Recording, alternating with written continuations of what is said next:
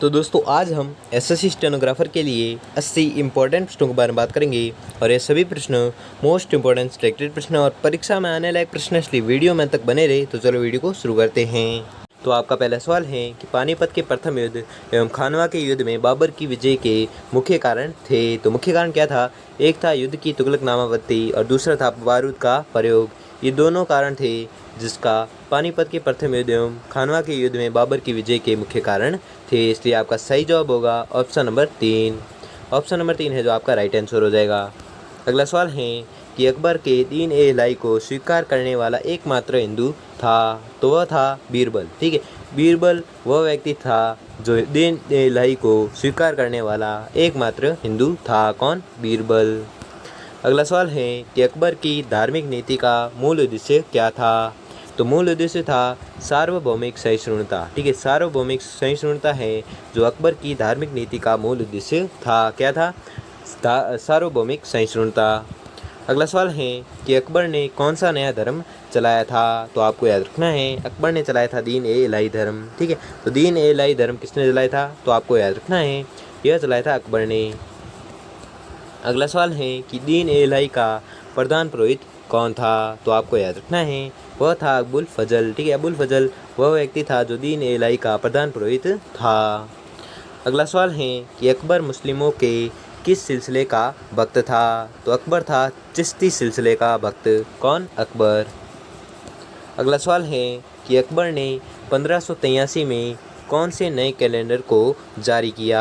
तो आपको याद रखना है अकबर ने जारी किया था इलाही संवत। ठीक है, इलाही संवत कब जारी किया था? तो 1583 में जारी किया था। ठीक है, यह एक प्रकार का कैलेंडर है जो 1583 में जारी किया था। कौन सा? इलाही संवत, जो किसके द्वारा जारी किया था? अकबर द्वारा। अगला सवाल है कि अकबरनामा की रचना किसने की थी? तो आपको याद रखना है यह रचना की थी अबुल फजल ने। ठीक है, तो अबुल फजल ने रचना की थी किसकी? अकबरनामा की रचना की थी किसने? अबुल फजल ने। अगला सवाल है कि तुजु के बाबरी या बाबरनामा नामक पुस्तक किसके द्वारा रचित हैं? तो आपको याद रखना है यह रचित हैं बाबर द्वारा। ठीक है, तो बाबर की अगर रचना के नाम पूछे या पुस्तक का नाम पूछे तो आपको याद रखना है बाबर की पुस्तक का नाम है तुजु के बाबरी या बाबरनामा। ये पुस्तक है इसकी बाबर की। अगला सवाल है कि मुग़ल बादशाह जहांगीर द्वारा लिखे गए ग्रंथ का नाम है? तो आपको याद रखना है वह ग्रंथ है तुजु के जहांगीरी। ठीक है, तुजु के जहांगीरी वह ग्रंथ है जो मुग़ल बादशाह जहांगीर द्वारा लिखे गए ग्रंथ है। कौन सा? तुजु के जहांगीरी। अगला सवाल है कि मुग़ल बादशाह शाहजहाँ के समकालीन ग्रंथ पादशाहनामा का लेखक का नाम बताइए। तो उसके लेखक का नाम है उपयुक्त सभी मोहम्मद अमीन कज़विनी, अब्दुल हमीद लाहौरी और मोहम्मद वारिस। ये तीनों हैं जो पादशाहनामा के लेखक है। इसलिए आपका सही जवाब होगा ऑप्शन नंबर 4। अगला सवाल है कि वह स्थान जहां बाबर ने मस्जिद बनवाई थी? तो आपको याद रखना है वह स्थान है पानीपत। ठीक है, पानीपत वह स्थान है जिसने जहां पर बाबर ने मस्जिद बनवाई थी। कहां पर? पानीपत में। अगला सवाल है कि निम्नलिखित में से किस मुग़ल बादशाह के तुलसीदास समकालीन थे? तो आपको याद रखना है यह समकालीन थे अकबर के। ठीक है, तो अकबर के समकालीन कौन थे? तो आपको याद रखना है अकबर के समकालीन थे तुलसीदास। ठीक है। अगला सवाल है कि निम्नलिखित चित्रकारों में से अकबर ने किसे मुल्तान का दीवान नियुक्त किया? तो आपको याद रखना है यह किया था अब्दुल समद को। ठीक है, अब्दुल समद को मुल्तान का दीवान नियुक्त किया था। किसने किया था? तो आपको याद रखना है यह किया था अकबर ने। किसे किया था? तो आपको याद रखना है अब्दुल समद को किया था। क्या किया था? मुल्तान का दीवान नियुक्त किया था।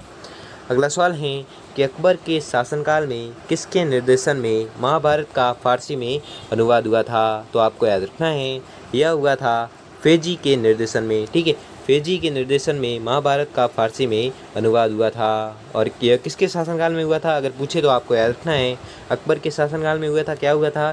फेजी के निर्देशन में महाभारत का है जो फारसी में अनुवाद हुआ था। अगला सवाल है कि प्रसिद्ध चित्रकार बिशनदास को किस मुग़ल शासक की छत्रछाया प्राप्त हुई? तो आपको याद रखना है यह हुई थी जहांगीर की छत्रछाया। ठीक है, प्रसिद्ध चित्रकार बिशनदास है जो जिसे जहांगीर मुग़ल शासक की छत्रछाया है जो प्राप्त हुई थी। किसे प्राप्त हुई थी? प्रसिद्ध चित्रकार बिशनदास को। और क्या प्राप्त हुई थी? छत्रछाया प्राप्त हुई थी किसकी? जहांगीर की। अगला सवाल है कि कौन सा मुगल सम्राट चित्रकारी का महान पारखी माना जाता है, तो आपको याद रखना है यह माना जाता है जहांगीर। ठीक है, जहांगीर वह मुगल सम्राट था जिसे चित्रकारिता का या चित्रकारी का महान पारखी है जो माना जाता है किसी जहांगीर को।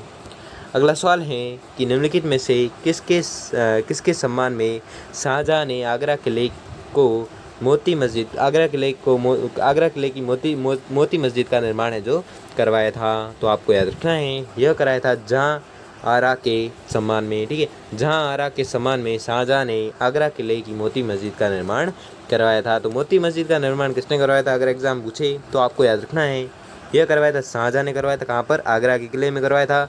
और किसके सम्मान में करवाया था, तो आपको याद रखना है जहां आरा के सम्मान में करवाया था। अगला सवाल है कि किस मुगल सम्राट ने प्रसिद्ध तख्त ए ताउस बनवाया था। तख्त ए ताउस यानी मयूर सिंहासन है जो बनवाया था, तो आपको याद रखना है वह मुगल सम्राट था शाहजहां। ठीक है, शाहजहां वह मुगल सम्राट था जिसने प्रसिद्ध तख्त ए आउस यानी कि मयूर सिंहासन है जो बनवाया था, तख्त ए ताउस। अगला सवाल है कि मुगलों के समय हुए स्थापत्य शैली में परिवर्तन कहलाता है, तो क्या कहलाता है, यह कहलाता है हिंदू इस्लामिक शैली। ठीक है, तो हिंदू इस्लामिक शैली किसे कहते हैं, मुगलों के समय हुए स्थापत्य शैली में परिवर्तन ही हिंदू इस्लामिक शैली कहलाता है। अगला सवाल है कि किस स्मारक को ईरानी शैली का भारतीय रूपांतरण कहा गया है, तो आपको याद रखना है यह कहा गया है हुमायूं का मकबरा। ठीक है, हुमायूं का मकबरा को ईरानी शैली का भारतीय रूपांतरण कहा गया है, तो आपको याद रखना है किसे कहा गया है, हुमायूं के मकबरे को। अगला सवाल है कि निम्न में से किसे आधुनिक उर्दू शायरी का जन्मदाता कहा जाता है, तो आपको याद रखना है यह कहा जाता है वली दक्कनी को। ठीक है, वली दक्कनी को आधुनिक उर्दू शायरी का जन्मदाता कहा जाता है किसे, वली दक्कनी को। अगला सवाल है कि कौन सा मकबरा वफादार पत्नी का उसके स्वर्गीय पति के लिए श्रद्धांजलि का प्रतीक है, तो आपको याद रखना है वह मकबरा है हुमायूं का मकबरा। ठीक है, हुमायूं का मकबरा वफादार पत्नी का उसके स्वर्गीय पति के लिए श्रद्धांजलि का प्रतीक है। कौन सा मकबरा, हुमायूं का मकबरा।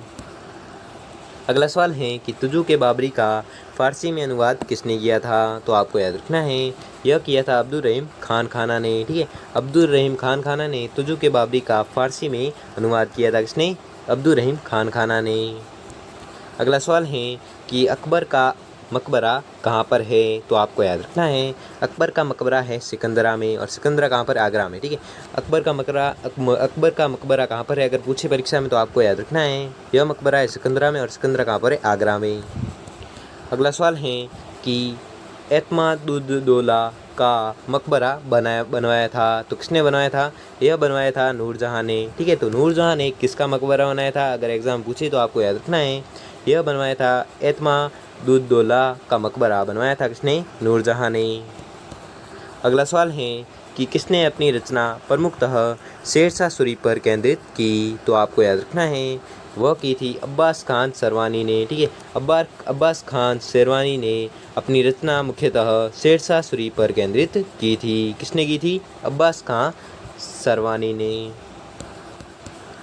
अगला सवाल है कि हिंदी के प्रसिद्ध कवि एवं पद्मावत के लेखक मालिक मोहम्मद जायसी के साई संरक्षक थे, तो कौन थे, वह थे शेरशाह। ठीक है, शेरशाह वह व्यक्ति थे जो हिंदी के प्रसिद्ध कवि एवं पद्मावत के लेखक मालिक मोहम्मद जायसी के साई संरक्षक थे, कौन, शेरशाह।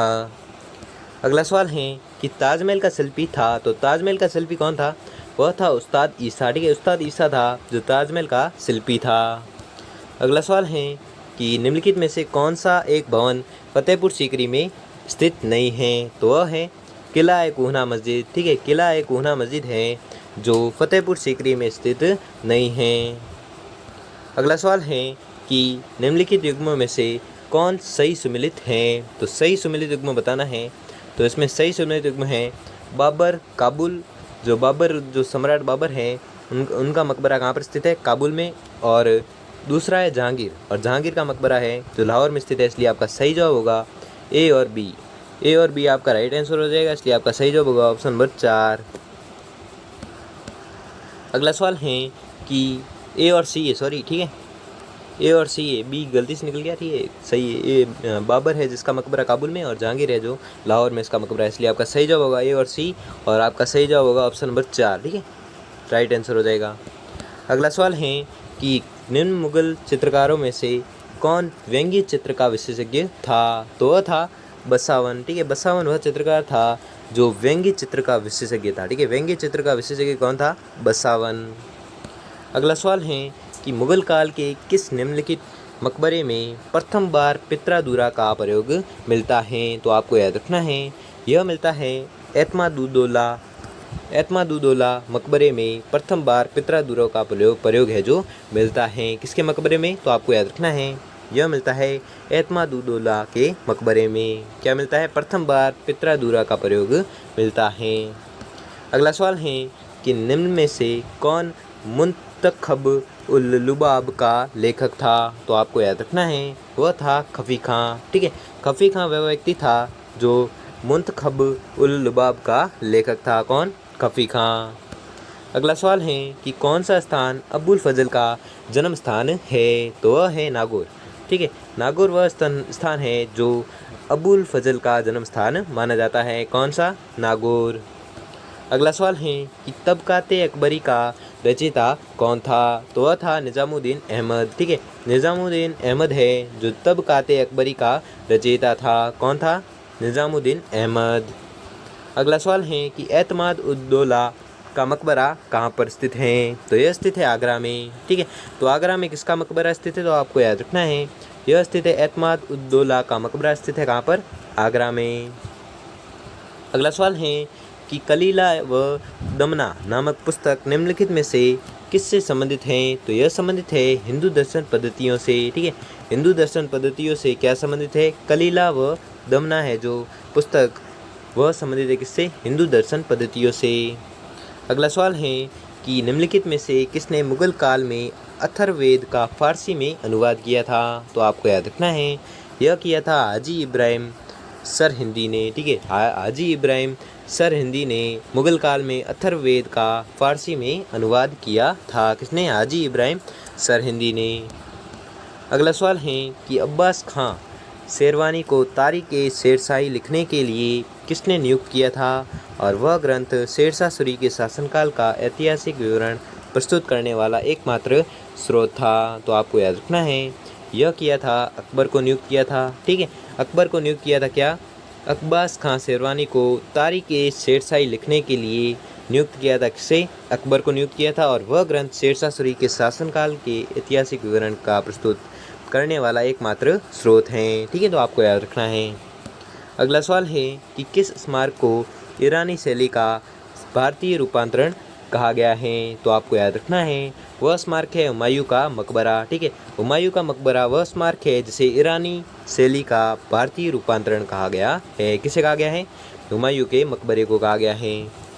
अगला सवाल है कि दिल्ली में खैरुल मनाजिल नामक मदरसे का निर्माण किया था। तो किसने किया था? यह किया था महम अनगा ने, ठीक है, महम अनगा वह व्यक्ति था जिसने दिल्ली में खैरुल मनाजिल नामक मदरसे का निर्माण किया था। किसने? महम अनगा ने, सॉरी औरत थी, ठीक है। अगला सवाल है कि कालीला दिमना अरबी रूपांतरण है। तो यह किसका अरबी रूपांतरण है? तो पंचतंत्र का अरबी रूपांतरण है, ठीक है, तो पंचतंत्र का अरबी रूपांतरण कौन सा है? कालीला दिमना, ठीक है, कालीला दिमना ग्रंथ है जो पंचतंत्र का रूपांतरण है। अगला सवाल है कि संस्कृत कृति प्रबोध चंद्रोदय का अनुवाद फारसी में किया गया जिसका शीर्षक था, तो उसका शीर्षक क्या था? गुलजारे हाल, ठीक है, गुलजारे हाल शीर्षक है किसका? संस्कृत कृति प्रबोध चंद्रोदय का अनुवाद फारसी में किया गया जिसका शीर्षक क्या था? गुलजारे हाल। अगला सवाल है कि नल दमयंती को कहानी का फारसी में अनुवाद किसने किया था? तो आपको याद रखना है, यह किया था फैजी ने, ठीक है, फैजी ने किस कहानी का फारसी में अनुवाद किया था? तो आपको याद रखना है, यह किया था नल दमयंती का किया था। नल दमयंती कहानी का फारसी में अनुवाद किसने किया था? तो फैजी ने किया था। अगला सवाल है कि तानसेन के गुरु कौन थे? ठीक है, तो तानसेन के गुरु थे स्वामी हरिदास, ठीक है, स्वामी हरिदास है जो तानसेन के गुरु थे। अगला सवाल है कि मुगल युग का सबसे योग्य लेखक कौन माना जाता है? तो यह माना जाता है अबुल फजल। ठीक है, अबुल फजल वह व्यक्ति हैं जो मुगल युग का सबसे योग्य लेखक माना जाता है। अगला सवाल है कि बादशाह अकबर द्वारा चलाया गया तांबे का सिक्का था, तो वह था दाम। ठीक है, दाम वह सिक्का है जो बादशाह अकबर द्वारा चलाया गया तांबे का सिक्का था। कौन सा था? दाम। अगला सवाल है कि अकबर द्वारा चलाया गया सिक्का जलाली था, तो वह था चांदी का सिक्का था। ठीक है, अकबर द्वारा चलाया गया सिक्का कौन सा था? जलाली था। और वह किस प्रकार का था? तो चांदी का सिक्का था। ठीक है, तो आपको याद रखना है। अगला सवाल है कि जीतल था एक, तो जीतल था क्या? जीतल एक प्रकार का था अकबर द्वारा चलाया गया तांबे का सिक्का। ठीक है, अकबर द्वारा चलाया गया तांबे का सिक्का किसे कहते हैं? तो जीतल को कहते हैं। ठीक है, जीतल था एक प्रकार क्या? अकबर द्वारा चलाया गया तांबे का सिक्का। अगला सवाल है कि मुगल बादशाह बाबर द्वारा चलाए गए सिक्के थे, तो वह थे उक्त एक और उक्त दोनों, यानी शाहरुख और बाबरी। ये दोनों सिक्के हैं जो मुगल बादशाह बाबर द्वारा चलाए गए सिक्के थे। ठीक है, मुगल बादशाह बाबर द्वारा चलाए गए सिक्के शाहरुख एवं बाबरी दोनों थे, इसलिए आपका सही जवाब होगा ऑप्शन नंबर 3। ठीक है, ऑप्शन नंबर 3 है जो राइट आंसर हो जाएगा।